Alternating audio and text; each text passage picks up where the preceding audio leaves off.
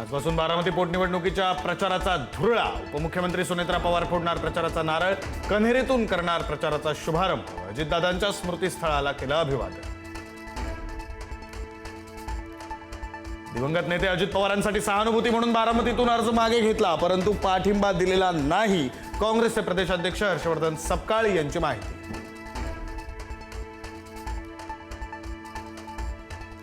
वारकरी संप्रदायाच्या संदर्भात कदाचित शरद पवारांजवळ योग्य माहिती नसावी. मुख्यमंत्री फडणवीसांचा शरद पवारांना टोला.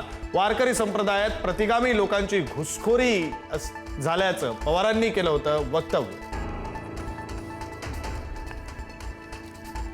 भाजपकडून सर्व खासदारांना 3 दिवसीय व्हीप जारी. 16 ते 18 एप्रिलला सभागृहात उपस्थित राहण्यासाठी व्हीप. महिला आरक्षण घटना दुरुस्ती विधेयक होणार सादर.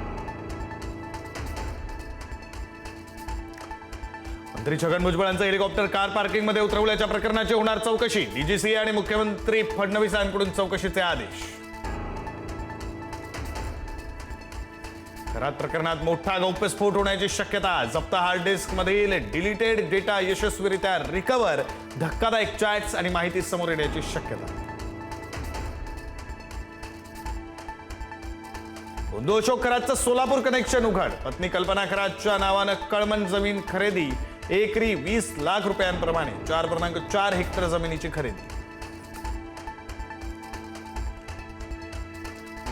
नाशिक आयटी कंपनीतील लैंगिक शोषण धर्मांतर प्रकरणामध्ये तपासाला वेग. 6 आरोपींचे मोबाईल जप्त. फॉरेन्सिक तपासासाठी पाठवले. पीडितांवरील अत्याचारांचे पुरावे मिळण्याची शक्यता.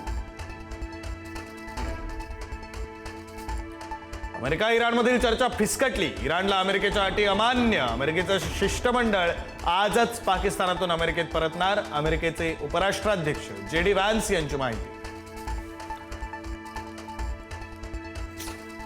अमेरिकेची इराण आणि चीनला धमकी. अमेरिकेची इराणला टॅरिफची धमकी, तर इराणला शस्त्र पुरवल्यास चीनला किंमत मोजावी लागेल. अमेरिकेचा इशारा. इराणच्या दहशतवादी राजवटीशी लढत राहणार. इस्रायलचे पंतप्रधान बेंजामिन नेतन्याहूंचा ट्विट करत इराणला इशारा. इराणची लष्करी ताकद आता संपली. नेतन्याहूंचा दावा. लेबनॉनमधील परिस्थिती अजूनही तणावपूर्ण. इस्रायली तळ आणि सैनिकांना लक्ष्य करून रॉकेट, ड्रोन आणि क्षेपणास्त्रांद्वारे हल्ले. प्रत्युत्तरादाखल इस्रायलकडूनही सातत्याने हल्ले. मुंबई शहर आणि उपनगरांमध्ये उन्हाची काहिली वाढली. पारा 35 पार. आज तापमानामध्ये आणखी वाढ होण्याचा अंदाज. एप्रिल महिन्याच्या दुसऱ्या आठवड्याअखेर उन्हाचा कडाका वाढला. नगरपालिका निवडणुकीतील पराभव जिव्हारी. बीडमध्ये भाजप नगरसेविकेच्या पतीला भर रस्त्यावर मारहाण. मारहाण करणाऱ्या 5 जणांविरोधात गुन्हा दाखल. व्हिडिओ झाला व्हायरल. दौंड तालुक्यातील लिंगाळी इथं किरकोळ वादातून हाणामारी. रस्त्यावरच 2 जण भिडले. वयोवृद्धाच्या डोक्यात दगड घालून केलं रक्तबंबाळ. एकमेकांविरोधात गुन्हा दाखल. भिवंडीमध्ये फातिमानगर परिसरामध्ये भंगारच्या गोदामाला भीषण आग. अग्निशमन दलानं तात्काळ घटनास्थळी दाखल होत विझवली आग. मात्र आगीत गोदामातील साहित्य जळून खाक.